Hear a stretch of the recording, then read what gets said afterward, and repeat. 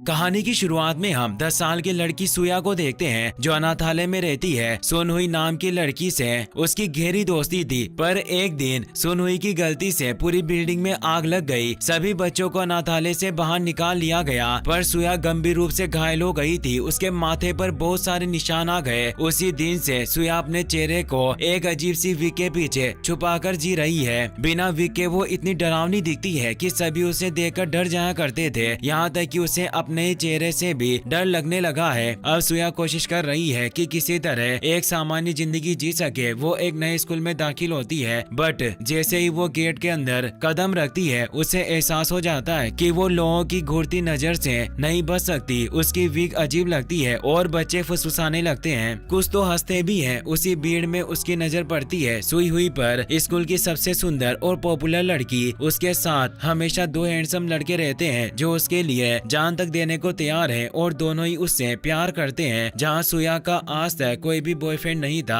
और उसने कभी किसी लड़के का प्यार नहीं देखा, वहीं सुनहुई एक रॉयल लाइफ में पली है। उसके माता पिता को पब्लिक में इतना सम्मान मिलता है कि उन्हें perfect family of the year का अवार्ड भी मिला हुआ है। सुया सुईहुन की परफेक्ट लाइफ देखकर जल उठती है और एक दिन सुनहुई से सवाल करने का फैसला करती है। वो सुईहुन की बालों में लगी पिन निकालती है, क्योंकि बचपन में वो उसकी चोटी बांधा करती थी। इसीलिए वो उसे पूछती है कि क्या तुम्हें अभी भी याद है कि इस तरह से बालों को बांधना तुम्हें किसने सिखाया था। और साथ ही वो उसे एक मेज बॉक्स भी देती है जो बचपन से उसने उसे दिया था। और वो दोबारा पूछती है कि क्या तुम्हें कुछ याद आया। सुनहुई उसे खाली नजरों से देखती है और अचानक बचपन की सारी यादें उसके आंखों के सामने आने लगती है कि कैसे वो बचपन में साथ में बहुत खुश रहा करती थी और जब अनाथालय के बच्चे उसे बुली किया करते थे तो वो सुनहुई को उनसे बचाती थी और उसने उसे माचिस जलाना सिखाई थी। दोनों क्लास के बाहर खड़ी बातें कर रही होती है। सुया कहती है कि मुझे कभी किसी के द्वारा एडॉप्ट नहीं किया गया, मैं तुम्हारी तरह नहीं थी, मेरे साथ एक हादसा हुआ था। पर सुनहुई को कुछ याद नहीं होता। उस रात वो अनाथालय में बैठकर स्कूल के खर्चों की शिकायत करती है, लेकिन उसके पास कोई मदद नहीं। उसकी बहनें भी मजबूर है। सुया को लगता है कि जिंदगी ने उसे हर तरफ से घेर लिया है, क्योंकि वो जिस शॉप में काम करती थी वहाँ का बॉस भी कर्जे की वजह से भाग गया था और उसने सुया के 2 महीने के पैसे भी नहीं दिए थे। अगले दिन सुया मजबूरी में वह सुनहुई से पैसे मांगती है, लेकिन सुनहुई अपनी परफेक्ट दुनिया में खोई रहती है, जैसे सुया उसके लिए हवा भी नहीं है। सुया के अंदर जमा हुआ दर्द फट पड़ता है। वो चिल्लाकर कहती है कि लोग उसे कचरे की तरह ट्रीट करना बंद करें। तभी सुनहुई का बॉडीगार्ड जैसा खड़ा लड़का जियोंग आगे आता है। बिना कुछ सोचे वो पैसे सुया के पास रख देता है और उसे धमकी देता है कि सुनहुई के पास दोबारा मत जाना। सबको लगता है कि सोया यही टूट जाएगी, मगर वो पीछे हटने वालों में से नहीं है। वो जियोंग को जोरदार मुक्का मारती है सबके सामने, फिर एक जोरदार किक मारती है और पैसे वापस उसके मुंह पर फेंकते हुए सुनहुई की तरफ बढ़ती है और गुस्से में चिल्लाती है, क्या तुम मुझे भिखारी समझती हो? मुझे तुम्हारा गंदा घमंडी पैसा नहीं चाहिए। पूरे स्कूल के सामने सुनहुई की परफेक्ट इमेज हिल जाती है। कुछ देर बाद सुया स्कूल में अकेली चल रही होती है, तभी वही लड़का फिर उसके सामने आता है। सुया को लगता है कि शायद फिर से उसे तंग करेगा, लेकिन उल्टा वो उसकी हिम्मत की तारीफ करता है और उससे अपनी गलती की माफी मांगता है। धीरे धीरे उसके मन में सुया के लिए एक अजीब सी इज्जत और एडमिरेशन होने लगता है, लेकिन फिर भी सुया अपना असली चेहरा उसे छुपाए रखती है। उधर सुनहुई परेशान है। उसे समझ ही नहीं आता कि सुया उससे इतनी नफरत क्यों करती है। कुछ दिनों बाद एक सुनसान गली में सुया सुनहुई को लेकर जाती है। सुनहुई डरी हुई थी और वो पूछती है कि आखिर तुम मुझे यहाँ क्यों लेकर आई हो। सुया कांपते हाथों से वो अपनी विग हटाती है और अपने जले हुए चेहरे को सामने लाती है। सुनहुई दंग रह जाती है। इसी डर और गुस्से में सुया बोलती है, ये वही है जो तुमने उस आग में मेरे लिए छोड़ा था।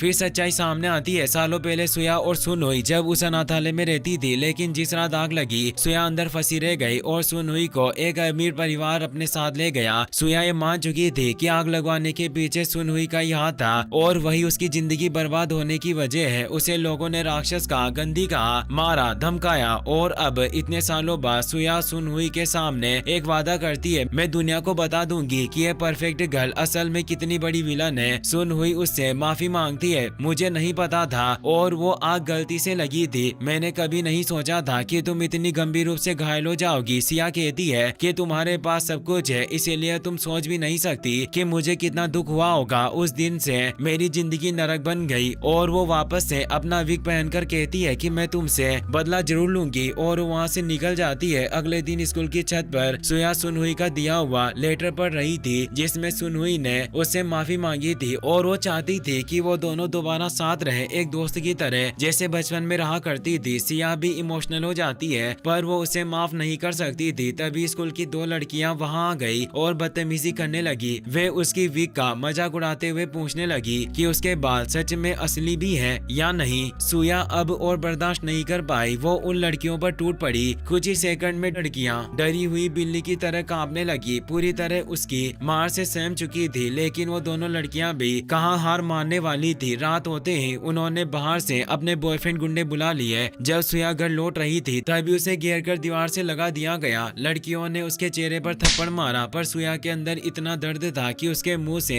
एक आवाज तक नहीं निकली। यह देखकर एक लड़का जो किसी विलन से कम नहीं था उसे लात मारकर जमीन पर गिरा देता है। सुया लगभग कुचली जाने ही वाली थी कि तभी अचानक जियोंग वहां आ जाता है। वो अकेला ही पूरी गैंग पर टूट पड़ता है। उसकी मार्शल आर्ट्स की स्किल के सामने गुंडों की हड्डियां टूटने की आवाजें आने लगती है। कुछ ही देर में सब जमीन पर पड़े दर्द से कहरा रहे होते हैं। सुया पहली बार उसे ऐसे देखती है और उसकी आंखों में एक नया एहसास जगता है। नफरत के अलावा पहली बार दिल में कुछ और धड़कता है। वो जियोंग के बारे में सोचने लगती है, यहाँ तक कि उसे प्यार जैसा एहसास होता है। पर एक दिन जब वो हिम्मत करके जियोंग से बात करने जा रही थी तभी वो सुनती है कि जियोंग अपने दोस्त ह्यून से बात कर रहा होता है। ह्यून जियोंग से पूछ रहा था कि क्या तुम सुया को चाहने लगे हो, पर वो साफ इनकार कर देता है कि वो इतनी खूबसूरत नहीं है, मुझे सिर्फ सुनहुई पसंद है और उसके अलावा मैं किसी और लड़की से प्यार करने के बारे में सोच भी नहीं सकता। सुया का दिल गुस्से में फट पड़ता है। वो सीधी सुईहुन के पास जाती है और कहती है कि जिन लड़कों को वो अपना प्रोटेक्टर समझती है वो सिर्फ दिखावा कर रहे हैं और अगर जियोंग तुमसे आज कुछ कहने की कोशिश करे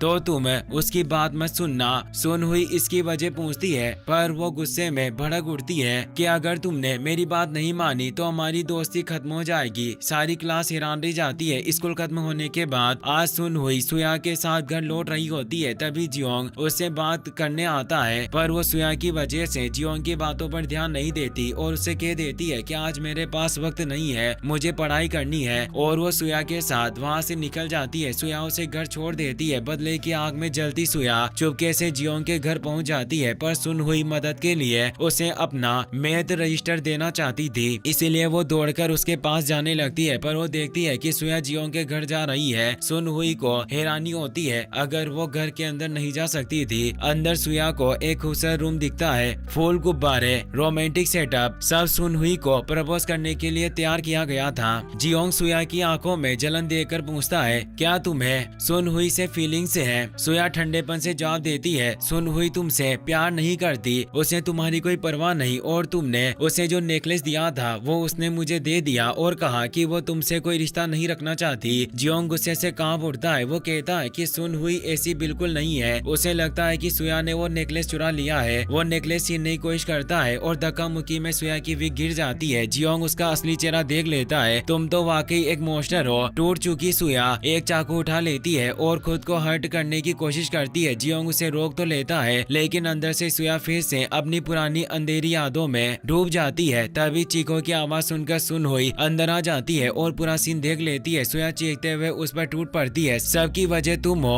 आग, मेरे जख्म, मेरी बर्बाद जिंदगी, सब तुमने दिया। और फिर सुया चाकू लेकर सुनहुई पर हमला करने के लिए दौड़ती है लेकिन ठीक उसी समय जियोंग बीच में आ जाता है। चाकू उसकी पीठ में धंस जाता है और वो जमीन पर गिर पड़ता है। खून बहता हुआ उसकी सांसें धीरे धीरे बंद हो जाती है। सुनहुई खून में लथपथ हालत में घर भागती है और चीखती है कि जियोंग उसकी बाहों में मर गया। उसकी फुसफुसाती हुई बात सुनकर उसकी माँ का चेहरा पल भर में बदल जाता है खौफनाक शांति के साथ। सुनहुई बताती है कि उसका फोन और होमवर्क जियोंग के घर पर छूट गया था, ऐसा सबूत जो उसे हत्या में फंसा सकता था। पर उसकी माँ कहती है कि मैं तुम्हें कुछ नहीं होने दूंगी, मैं सब संभाल लूंगी और तुम भूल जाना कि तुम्हारा इस मर्डर में कोई हाथ था। और वो उसे कमरे में छोड़कर खिड़की बंद कर देती है और उसे कपड़े चेंज करने की कहकर वहाँ से चली जाती है। अगली सुबह सुन हुई उठती है तो पाती है कि उसके सारे सामान सुरक्षित उसके कमरे में वापस रखे जा चुके हैं। कुछ देर बाद खबर मिलती है कि जियोंग का घर रात में आग में जल गया और उसके माता पिता भी मर गए। सुन हुई का दिल बैठ जाता है, क्या उसकी माँ ने सब कुछ रात में मिटा दिया। अब उसे एहसास होता है परफेक्ट दिखने वाले उसके माता पिता असल में राक्षस हैं। उधर सुया आग की पुरानी जगह पर जाती है। एक डिटेक्टिव उसे देख लेता है और उसकी हर हरकत पर शक करने लगता है। वो सुया और जियोंग से जुड़े सभी लोगों की जांच करना शुरू कर देता है। सुन हुई का तनाव बढ़ने लगता है। उसके पिता उसे समझाते हैं कि समय सारे घाव भर देता है, लेकिन तभी पुलिस उनके घर पहुंच जाती है। सुन हुई को स्वान नेकलेस मिलता है जो जियोंग ने इतना संभाल कर रखा था। उसके पिता के पास वो कैसे पहुंचा, सच जानकर सुन हुई की रूह कांप जाती है। घर में पूछताछ शुरू होती है। पुलिस पूछती है कि जियोंग की मौत की रात वो कहाँ थी। सुन हुई झूठ बोलती है कि वो घर पर थी और उसके माता पिता गर्व से उस झूठ को सपोर्ट करते हैं। लेकिन पुलिस के जाते ही उसके पिता का असली रूप सामने आता है। वो फुसफुसाता है, जब तक मैं हूँ कोई तुम्हें छू भी नहीं सकता। उसकी आवाज में प्यार नहीं, खतरनाक पागलपन था। उस दिन के बाद सुन हुई को पूरी तरीके से एहसास होता है उसके माता पिता परफेक्ट नहीं बल्कि खौफनाक राक्षस हैं। फिर उसे घर में एक सीक्रेट रूम का पता चलता है जहां आज तक उसके पेरेंट्स ने उसे जाने नहीं दिया था। सच्चाई उजागर करने के लिए वो अपने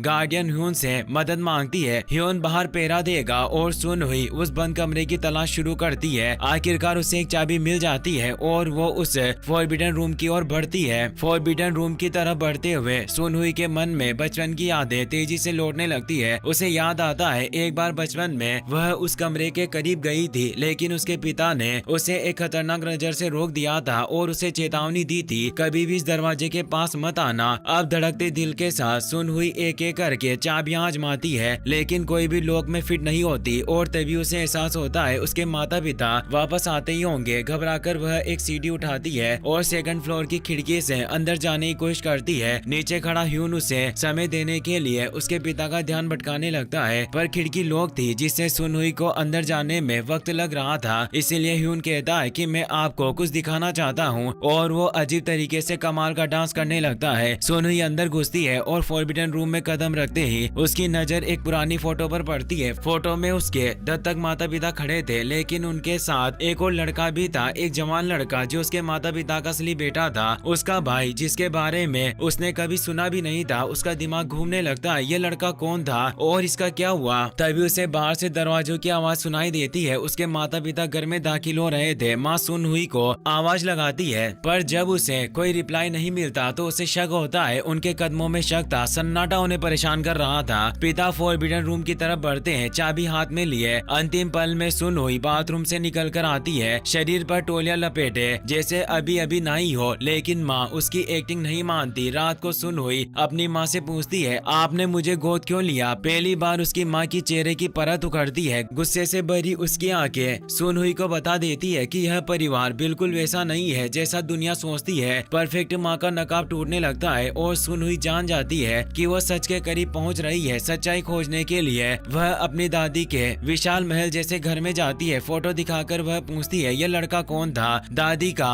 चेहरा बिगड़ जाता है। वह चिल्लाकर कहती है, तुम जानकर क्या करोगी, तुम ना तो मेरी पोती हो और ना ही मेरा परिवार। सुन हुई कहती है कि माता पिता ने मुझे इसके बारे में कुछ नहीं बताया और हमेशा मुझे उस कमरे में जाने से रोका, इसीलिए मुझे बताइए। पर दादी फिर से चिल्लाकर कहती है, चुप हो जाओ, तुम सन की हो, तुम्हारा खून अशुद्ध है, दोबारा फिर कभी यहाँ मत आना। गुस्से में वह एक फूलदान फेंक देती है। सुन हुई को कुछ समझ नहीं आ रहा था। ह्यून उसे जल्दी से लेकर वहाँ से निकल जाता है। फिर दिखाया जाता है कि वो एक बेंच पर बैठी होती है। ह्यून उसके लिए खाना लेकर आया होता है, साथ ही वो मरहम पट्टी भी लाया था क्योंकि उसके फूलदान के टुकड़ों से उसे चोट लग गई थी। ह्यून कहता है कि मुझे तो लगता था कि तुम्हारा परिवार बिल्कुल परफेक्ट होगा जैसे न्यूज़पेपर में दिखाया जाता है, और वो उससे सुया के बारे में पूछता है कि आखिर वो कैसी लड़की है। सुन हुई कहती है कि आखिर तुम्हें क्यों पूछ रहे हो। तो वो कहता है कि जब से वो आई है हमारे साथ सब कुछ गलत हो रहा है और मुझे ऐसा लगता है कि तुम कुछ जानती हो जो मुझसे छिपा रही हो। पर सुन हुई कहती है कि ऐसा कुछ नहीं है और वो उसे अपनी पीठ पर उठाकर ले जाता है। उसकी आंखों में पहली बार सुन हुई को किसी का सच्चा प्यार और चिंता दिखाई देती है, बिना किसी स्वार्थ, बिना किसी दिखावे के। लेकिन खतरे कम नहीं होते। घर लौटकर उसके माता पिता उसकी चीजें खंगालने लगते हैं, उसकी डायरी तक पढ़ लेते हैं जिसमें सुन हुई ने अपनी नफरत साफ लिखी थी। उधर पुलिस को भी शक होने लगता है कि सुनहुई का जुड़ाव कुछ अपराधों से हो सकता है। बेबस होकर सुनहुई पार्क में आकर ह्यून को सच्चाई बताती है। जियोंग की मौत वो सुया की वजह से हुई थी, वो एक हादसा था। ह्यून हैरान रह जाता है लेकिन उसे बचाने का वादा करता है। अगले दिन जब वो स्कूल में होती है तो उसे एक अननोन नंबर से मैसेज मिलता है, क्या तुम मुझसे 1 सेकंड के लिए गेट पर आकर मिल सकती हो। ह्यून भी ये सब देख लेता है। सुनहुई दौड़ती हुई गेट के पास पहुंचती है पर वहाँ कोई नहीं होता। वो उस नंबर पर कॉल भी करती है जिससे उसे मैसेज आया था, पर वो नंबर बंद आ रहा था। तभी उसे सड़क पर किसी की परछाई दिखती है, सुया जैसी। वह दौड़कर उसकी तरफ बढ़ती है और तभी एक तेज रफ्तार कार उसकी ओर बढ़ती है। आखिरी सेकंड में ह्यून कूदकर उसे धक्का देता है और वो दोनों बच जाते हैं, पर ह्यून के चेहरे पर घाव आ गया था। उसकी सांसें हल्की सी चल रही होती है। सुनहुई चीखते हुए उसे पकड़े रहती है। ये हादसा था या किसी की सोची समझी कोशिश। ह्यून का इलाज किया जाता है। जांच में पता चलता है कि सुनहुई के पिता ने उसी मॉडल की काली कार किराए पर ली थी। वह कहता है कि कार उसके चलाने से पहले ही चोरी हो गया था, लेकिन सुनहुई अब उस पर यकीन नहीं करती। उसे लगता है कि उसका पिता उसे मारने की कोशिश कर रहा है। इसी के साथ ये वीडियो यहीं खत्म हो जाती है। वीडियो पसंद आया हो तो अपने दोस्तों के साथ शेयर करना।